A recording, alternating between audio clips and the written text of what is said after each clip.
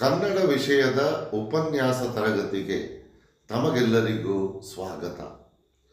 ಇಂದಿನ ತರಗತಿಯಲ್ಲಿ ನಾವು ಪ್ರಬಂಧದ ವಿಷಯವಾಗಿ ಉತ್ತಮ ಆರೋಗ್ಯ ಮತ್ತು ಆಹಾರ ಎಂಬ ವಿಷಯವನ್ನು ಕುರಿತು ಈ ತರಗತಿಯಲ್ಲಿ ನಾವು ತಿಳಿದುಕೊಳ್ಳೋಣ.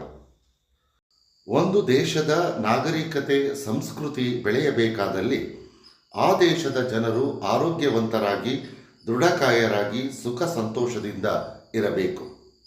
ಒಂದು ದೇಶ ತಮ್ಮ ಜನಾಂಗದ ಆರೋಗ್ಯವನ್ನು ಕಾಪಾಡಿಕೊಂಡು ಬರದ ಹೊರತು ಆ ದೇಶ ಏನನ್ನು ಸಾಧಿಸಲಾರದು. ಜೀವನದಲ್ಲಿ ಆಹಾರಕ್ಕೂ ಆರೋಗ್ಯಕ್ಕೂ ಒಂದು ನಿಕಟ ಬಾಂಧವ್ಯವಿದೆ. ಇವುಗಳ ಮೌಲ್ಯ ಮಹತ್ವ ಬಾಳಿನ ತುಂಬಿರುವ ದೇಶ, ಸಮಾಜ, ವ್ಯಕ್ತಿ ಎಲ್ಲರ ಏಳಿಗೆಗೆ ಅಗತ್ಯವಾದ ಒಳ್ಳೆಯ ಆಹಾರ, ವಸತಿ ಹಾಗೂ ಉಡುಪು ಬೇಕೇ ಬೇಕು. ಅದು ಅವರು ಯಾರೇ ಆಗಿರಲಿ. ಎಲ್ಲರಿಗೂ ವಯಸ್ಸು, ವೃತ್ತಿ, ಲಿಂಗಗಳ ಅನುಗುಣವಾಗಿ ಪೌಷ್ಟಿಕ ಆಹಾರ ಅವಶ್ಯಕ. ದೇಹ ಆರೋಗ್ಯಕ್ಕೆ ಅತ್ಯವಶ್ಯಕವಾಗಿ ಬೇಕಾಗುವ ಮುಖ್ಯಾಂಶಗಳೇ ಆಹಾರ. ಇಂತಹ ಅಗತ್ಯವಾದ ಆಹಾರ ಪದಾರ್ಥಗಳೇ ಪೋಷಕಾರಿಗಳು. ನಾವು ತೆಗೆದುಕೊಳ್ಳುವ ಆಹಾರದಲ್ಲಿ ಮಿಶ್ರಣ ಪೋಷಕಾರಿಗಳು ಇದ್ದರೆ ಅದೇ ಸಮತೋಲನ ಆಹಾರ. ಸಮತೋಲನ ಆಹಾರವನ್ನು ಯಾರು ತೆಗೆದುಕೊಳ್ಳುವರೋ ಅವರ ಆಯುಷ್ಯ ದೀರ್ಘವಾಗುವುದು. ಸಮುದಾಯದಲ್ಲಿ ತೆಗೆದುಕೊಳ್ಳುವ ಆಹಾರದಿಂದ ಆಗುವ ಅನುಕೂಲ ಅನಾನುಕೂಲಗಳು ಎದ್ದು ಕಾಣುತ್ತಿವೆ. ಆಹಾರದಲ್ಲಿ ಪೌಷ್ಟಿಕಾಂಶಗಳನ್ನೊಳಗೊಂಡವುಗಳು ಧಾನ್ಯಗಳು ಮತ್ತು ಹಿಟ್ಟುಗಳು, ಕಾಳುಗಳು, ಕಾಯಿ ಮತ್ತು ಎಣ್ಣೆ, ಬೀಜಗಳು, ತರಕಾರಿಗಳು, ಹಣ್ಣುಗಳು, ಹಾಲು ಮತ್ತು ಅದರ ಉತ್ಪನ್ನಗಳು, ಮೊಟ್ಟೆಗಳು, ಮಾಂಸ, ಮೀನು ಮತ್ತು ಇತರ ಪ್ರಾಣಿಜನ್ಯ ಆಹಾರಗಳು, ಕೊಬ್ಬು ಮತ್ತು ಎಣ್ಣೆಗಳು, ಸಕ್ಕರೆ ಮತ್ತು ಇತರ ಶರ್ಕರೆ ಪಿಷ್ಟ ಆಹಾರಗಳು, ಉಪ್ಪಿನಕಾಯಿ ಮತ್ತು ಖಾರ ಪದಾರ್ಥಗಳು. ಯಾವ ದೇಶವಾಗಲಿ ಅದರ ಪೌಷ್ಟಿಕತೆಯನ್ನು ತಿಳಿಯಲು ಬೇಕಾದ ಮುಖ್ಯ ವಿಷಯಗಳೆಂದರೆ ದೇಶದ ಜನಸಂಖ್ಯೆಯ ಬೆಳವಣಿಗೆ, ದೇಶದ ಆಹಾರ ಉತ್ಪಾದನೆ, ಪೋಷಕರ ಸಾಮಾಜಿಕ ಹಾಗೂ ಆರ್ಥಿಕ ಪರಿಸ್ಥಿತಿ, ಸಾಕ್ಷರತೆ. ಆರೋಗ್ಯ ಭಾಗ್ಯ ಎಂಬ ಮಾತು ಅನುಭವದಿಂದ ಬಂದದ್ದು. ಆರೋಗ್ಯ ಇಲ್ಲದಿದ್ದರೆ ಮಿಕ್ಕೆಲ್ಲ ಸಂಪತ್ತು ಇದ್ದರೂ ಪ್ರಯೋಜನವಿಲ್ಲ. ಆರೋಗ್ಯವೆಂದರೆ ಕೇವಲ ರೋಗರಹಿತ ಸ್ಥಿತಿ ಅಥವಾ ದೈಹಿಕ ನ್ಯೂನತೆ ಇಲ್ಲದಿರುವಷ್ಟೇ ಅಲ್ಲ. ಅದು ಪೂರ್ಣವಾದ ದೈಹಿಕ, ಮಾನಸಿಕ ಮತ್ತು ಸಾಮಾಜಿಕ ನೆಮ್ಮದಿಯ ಸ್ಥಿತಿ ಎಂದು ವಿಶ್ವ ಆರೋಗ್ಯ ಸಂಸ್ಥೆ ಸ್ಪಷ್ಟಪಡಿಸಿದೆ.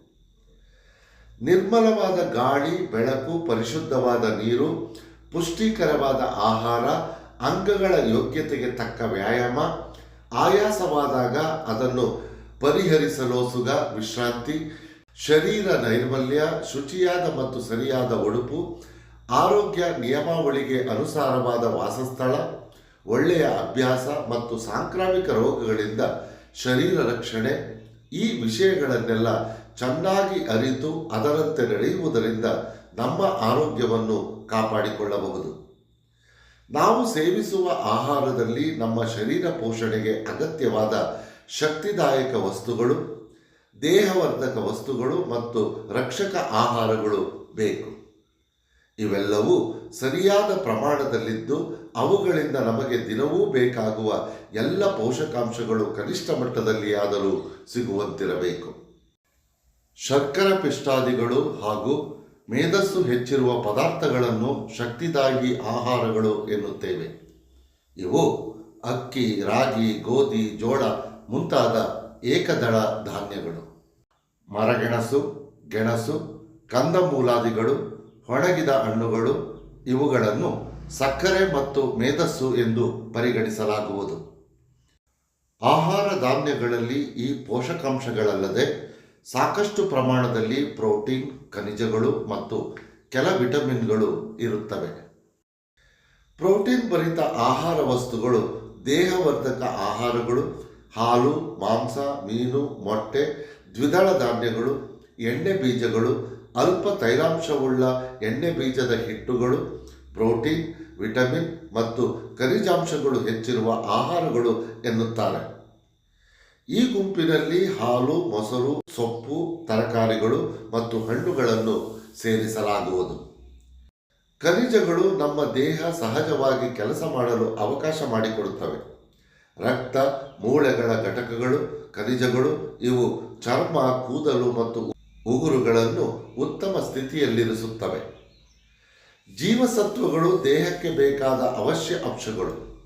ಕಣ್ಣುಗಳು ಕಾಂತಿಯುತವಾಗಿರಲು, ಗ್ರಂಥಿಗಳು ಆರೋಗ್ಯವಾಗಿರಲು ಎ ಜೀವಸತ್ವವು, ಜೀರ್ಣಶಕ್ತಿಗೆ ಬಿ ಜೀವಸತ್ವವು, ಮೂಳೆ ಬೆಳವಣಿಗೆಗೆ ಸಿ ಜೀವಸತ್ವ ಬೇಕಾಗುತ್ತದೆ. ಉತ್ತಮ ಆರೋಗ್ಯವನ್ನು ಕಾಪಾಡಿಕೊಳ್ಳುವುದರ ಬಗ್ಗೆ ಪ್ರತಿಯೊಬ್ಬ ಪ್ರಜೆಯೂ ಚಿಂತಿಸಬೇಕಾಗುತ್ತದೆ ಎಂಬುದನ್ನು ಈ ವಿಷಯವು ನಮಗೆ ತಿಳಿಸಿಕೊಡುತ್ತದೆ.